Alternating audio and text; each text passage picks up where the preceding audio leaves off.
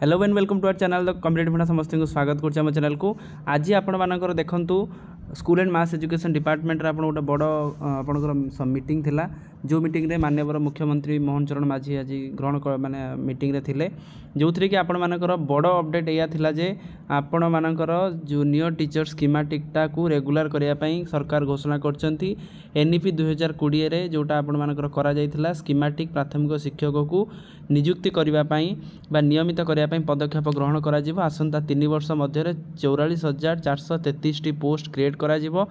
वर्ष को पूरण करा जिवो प्राय 15,000 पदवी ताले 3 वर्ष रे 44,000 पदवी बाहरिबो जोटा आपण आंदोलन करिथिले आ जोटा आपण मानकर मान्यवर गण उच्च शिक्षा आपणकर केंद्र शिक्षा मंत्री जोटा प्रॉमिस करथिले जोथरे कि 20 तारिख दिन आंदोलन थिला ताको बंद करा जायथिला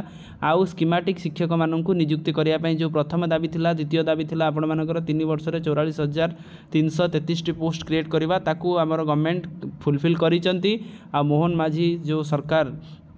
जो प्रॉमिस करते इक्वाल आपणकर काम को इक्वाल दरमा जोटा कि आपणकर गोटे मेमोरेंडम थिला जूनियर आपण मानकर